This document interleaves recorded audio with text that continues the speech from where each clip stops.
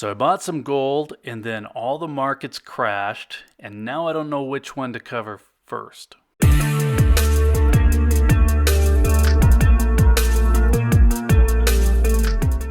It's been a pretty crazy week. The markets are continuing to sell off, and if you weren't sure about the specific vocabulary, we are pretty deep into correction territory now.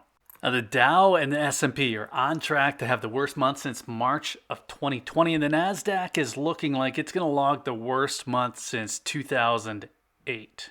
And I don't think that we can leave crypto out because it's even further in the red with Bitcoin down 50% from November highs. So again, you could say it's been a pretty crazy week.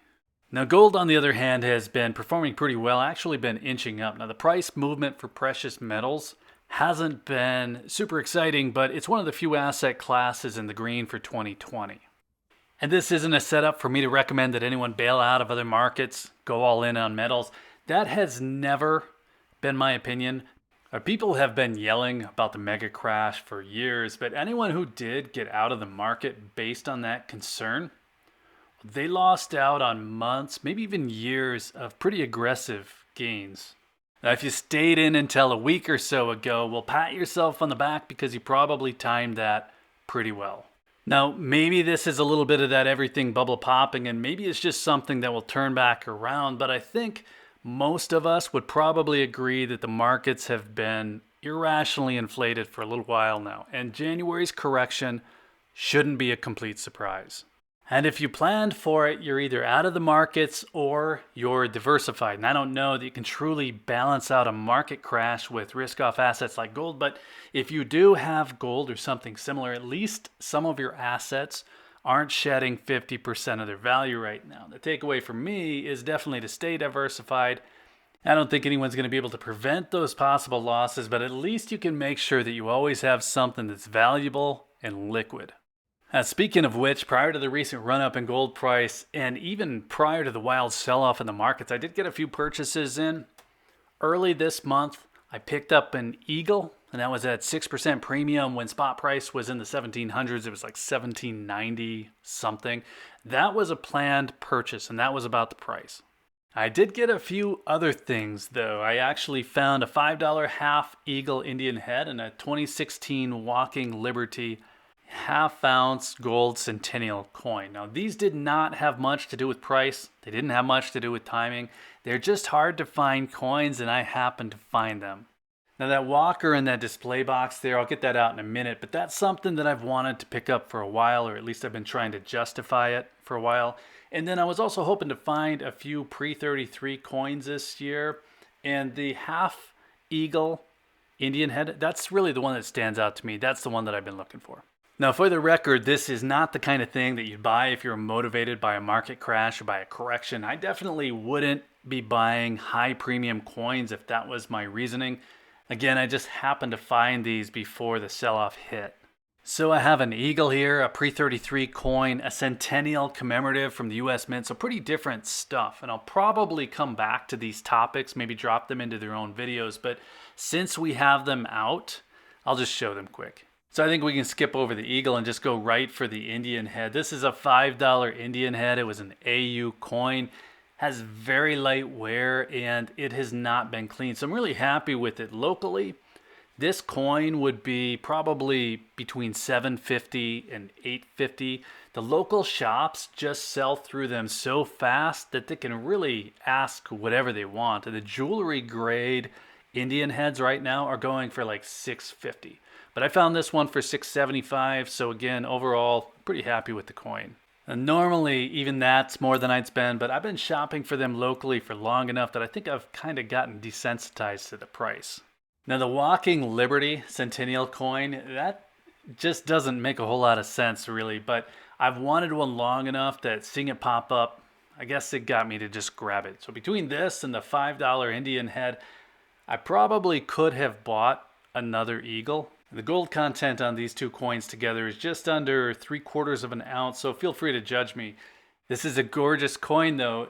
You have to be interested in it as a collector piece to make it worth it, but to me, it's a throwback design. It's one that I've always liked, so I grabbed it. Call it a splurge. Now, the box and the packaging, really does make it more of a pain. I seem to be collecting US Mint display boxes lately, and that's not a good thing.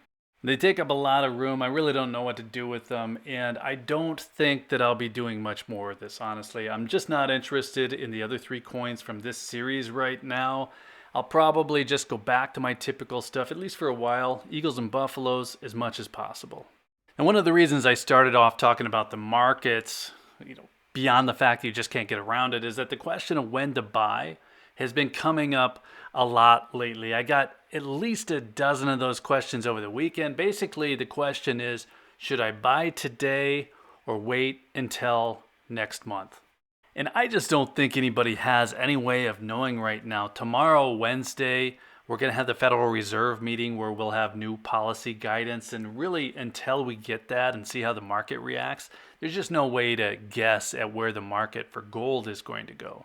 We also have corporate earnings coming in this week from Apple, from Microsoft, from Tesla. So there's just a lot going on right now.